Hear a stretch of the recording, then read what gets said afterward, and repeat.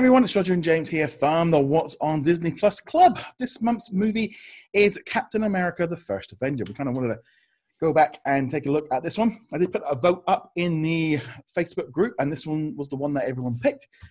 So I thought, well, that's not bad. Not a bad pick. This was one of those ones of like, sometimes they kind of pick up and go, Aristocats, oh yeah, I'll get around to it. This was like, First Avenger. Yep, that's a nice, easy movie to sit down. So I watched it this morning. So it's nice and fresh in my mind. So James, what is your just overall thoughts of Captain America, the First Avenger? It's a solid movie. I definitely enjoyed it. I remember back when it was first announced, and then when it came out in theaters, like, I don't really want to see this. Captain America is such a boring character. And then they really did turn it around. And then also now seeing it after having watched Endgame, it's kind of ironic because it's set in the 1940s and such, and you're like, oh, it's a more innocent time. And the movie felt like a more innocent movie because the way the Marvel universe, cinematic universe, evolved since this movie, it almost feels like a product of a completely different time. You know what? I was sat there and it kind of came up at the end with the date. I think, is it 2011? And I'm like going, wow, really? It's like 9 years ago. It feels like it could have. This was in like the era of like Batman and the Superman movies from the 80s.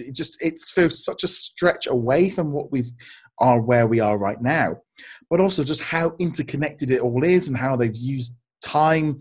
Where we keep going back to these events, and obviously with Agent Carter, Howard Stark. Then them going back and changing times and referencing having the dance and getting married and all this kind of stuff of like they just kept building on it. So, like, watching it back, I'm going, wow. And, like, obviously watching it now and the Red Skull gets sucked up onto we just thought he just got killed and sucked up. Well, obviously we know he went somewhere else, but just the fact that space opened up and now you're going, ooh, okay. And I was just like, okay, this really does it's funny just looking at it, and like now we've got all these movies that have built into it, and you think, wow, they didn't see all this when they started building it. It's just they've just kept building on that since. But I was like, wow, that made a really big difference. It is kind of fun to go in and say how much of this was planned, referencing back to it, and how much of it was just them working within the framework. And I have to assume, because this was before the Avengers, and the Avengers. Sure, these movies had been popular, Iron Man 1 and 2, Thor, the first one, etc. But it was the Avengers movie that turned it into this gigantic phenomenon. Yeah. And this was before that. And so they were probably dropping plot threads there that they had no intention of ever coming back to, or things that they didn't even know were going to be plot threads. Yeah. And then, coming from Endgame where they wrap everything up and you actually finally get that satisfying conclusion to the Agent Carter, Captain America story. It's just, it was just nice and heartwarming. The thing is, I'll be honest, this is one of those situations where Captain America, I remember watching this really bad movie. I rented it out from the local video shop. From the 80s? From the 80s, right? And he had and it was awful. It was just dire. And obviously growing up here in the UK, Captain America was a little bit of a naff kind of. Really, he wasn't very good. He didn't have a cartoon series. He didn't really have any powers.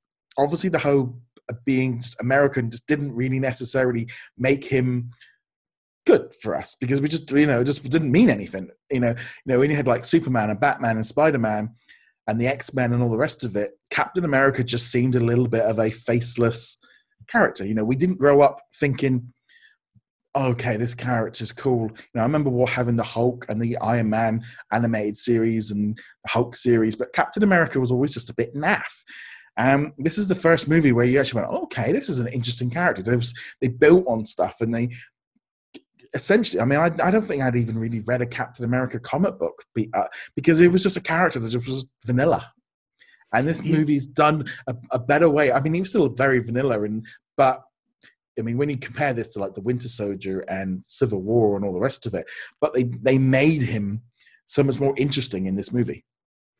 Absolutely. And I don't think that's specifically British or, internet European view of Captain America. I think a lot of people in America be like, yeah, he's Captain America. He's got the flag. So rah, rah, Captain America. Yeah. But then the character himself is just utterly boring. Yeah. He doesn't even have interesting powers. He has a Frisbee. That's great. Cool. Awesome. But they actually incorporated it into the movie where, he starts out with the gun. You can see him using the gun, and then he slowly evolves into the Frisbee version. And you kind of, actually, this is kind of cool. This is kind of nifty seeing it in motion.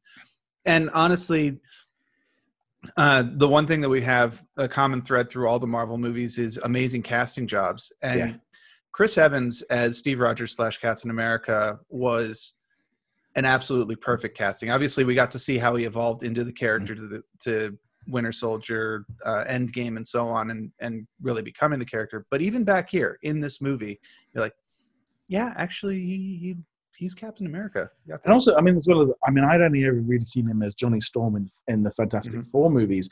So therefore, it was that like punk kid kind of thing. And this was such a step away from that. And obviously, by seeing how it worked with Bucky and how that all kind of, like, you look back on it now with all these different movies and so much of it, little threads that they've just kept building on. We're going to have the Falcon and the Winter Soldier, just building on that movie.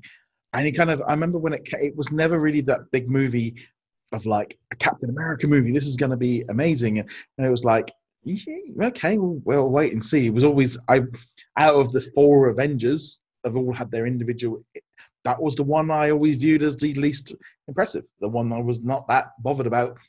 Thor was always a bit like, well, that looks a bit different. And Iron Man was great. And The Incredible Hulk, I love that movie. I still think it's holds up now.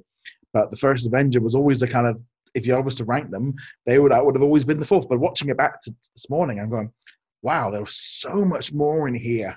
I really now want to jump back in and watch the Agent Carter series because I didn't finish season 2 because it was just, but all of it's just built on it. Agent Carter, the series, it was enjoyable enough, but it never really grabbed the way it could have, which is too bad because there's a lot of potential in the character. Plus, they had Howard Stark in it, which was entertaining. I think they could have done a lot more with that series. They tried to go a little too like campy sci-fi with it. Yeah. But it is worth a rewatch. It's not that long. It's only 2 8-episodes series. It was fine. And you know what? Agent Carter is a really interesting character. I know that her story arc is done. Her capstone comes with Endgame as well, but they could have done more with the character. Still, having said all that, we're not talking about Agent Carter here. We're talking about Captain America, the First Avenger. It's just a lot of fun movie. And again, the things that they set up that would be paid off in later movies, whether or not they intended it or otherwise, just really kind of goes back and makes this movie better than it was in the first place. And it was already a pretty solid, World War II action, sci-fi-ish version of World War II. But some of the payoffs they even had in, say, Winter Soldier were great. And then again in Infinity War and Endgame. I am purposely skipping over Civil War because although Civil War was a Captain America movie, it really did feel like Avengers 2.5. Yeah. Well, it's kind of funny because I just brought this up because I was like, let's see. And I was just looking at, like, in terms of box office numbers, the first Avenger is the least, as the money that one that made the least. It made $370 million at the box office. The Incredible Hulk was just below that at 263, but it kind of technically it's a Universal movie. It's yeah. So you think of it like 200 and sort of, and it is in that low end, and it's like I don't know if it's like we've said before, it kind of got a rough end because it was building on these movies. Because if a Marvel movie came out now and does 300 million, they'd be going, oh, Marvel's dead. Marvel's gone. Like at the time. Superhero fatigue is here, guys. Yeah.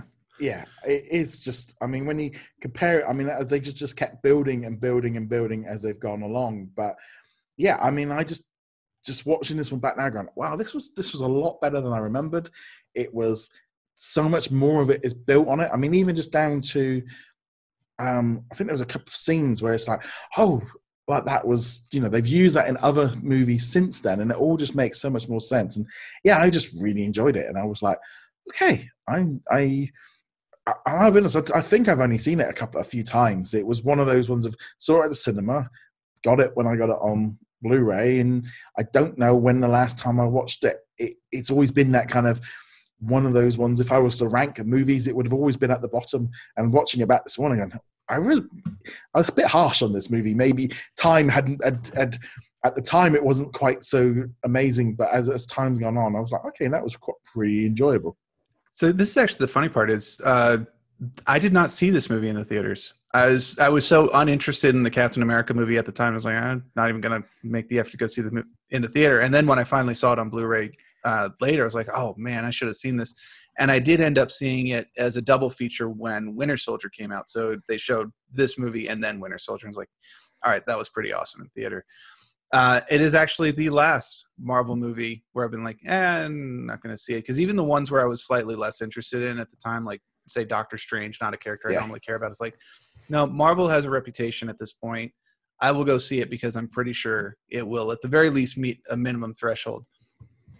Even though we'd already had Iron Man 1 and 2 and all that before this, it's like, I'm not so confident in your ability. And now that just feels so weird. It's like, no, Marvel movies. But then there's that kind of thing there's that thing, isn't it? They all were building on it.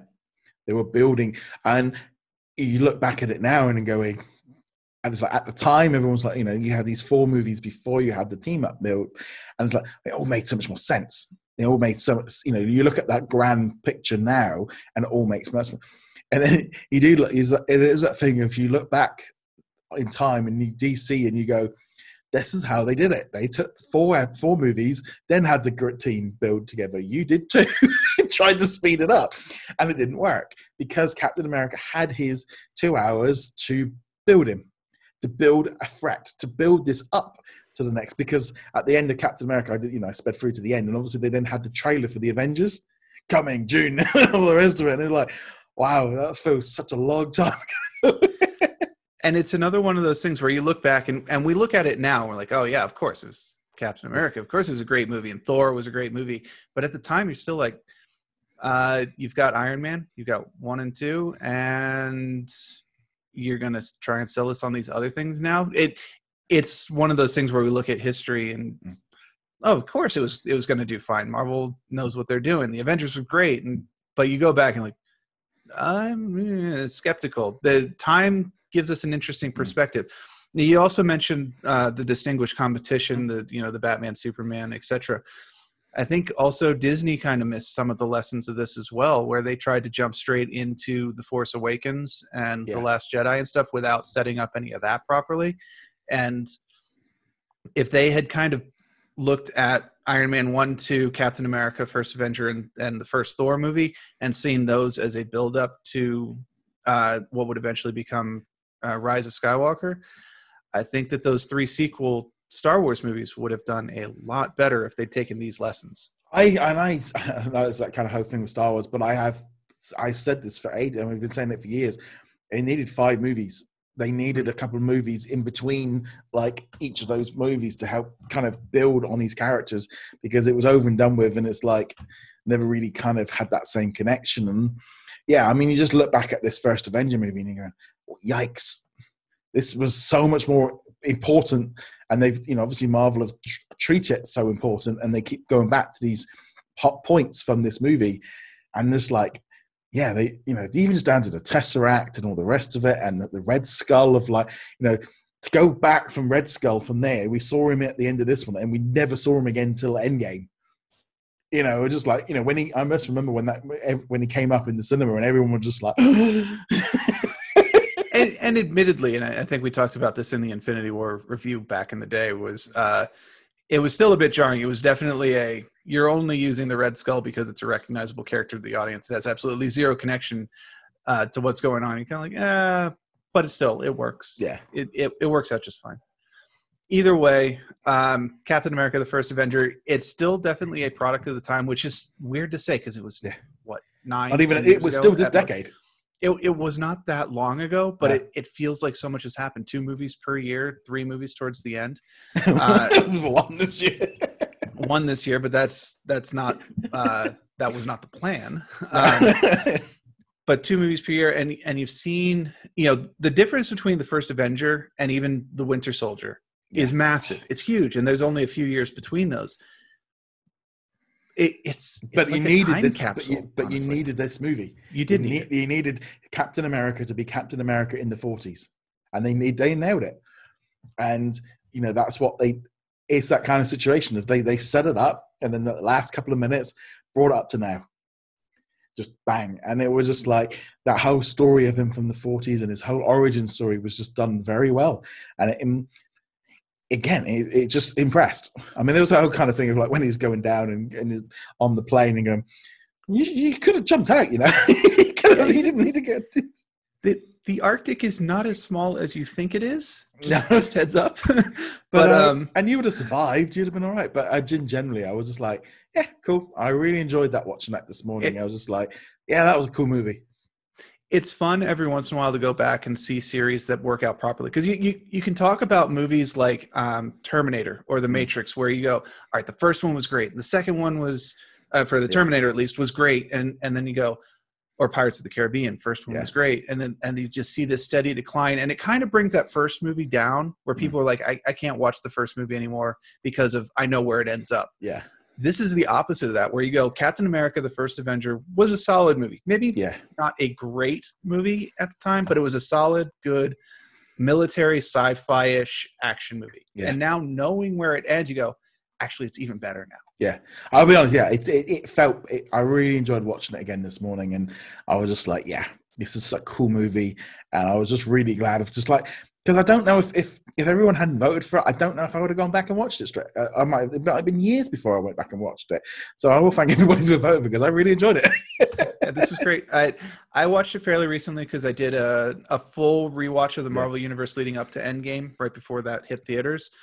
So I don't know, the last year and a half or so. But even now, almost all of the Marvel movies, I think there's only 2 or 3 exceptions I could come up with where I'm just like, I am perfectly happy to throw that disc in and watch it again. Yeah, it was very good. I was really, really impressed with it. But I'd love to hear your thoughts on Captain America, the First Avenger in the comments below, or get in touch with us on social media, or more importantly, on our Facebook group where everyone got to pick it. Next month's movie is going to be The Princess Bride. I kind of vetoed and kind of made a decision on that one because that's coming to Disney Plus in North America on May the 1st. And I've never seen it, and I've kind of always wanted to watch it. So that's going to be next month's one. So I'll be doing that one soon. On that note, guys, see you guys in another video. Go check us out over at whatsondisneyplus.com, and we shall see you guys in another episode. Later.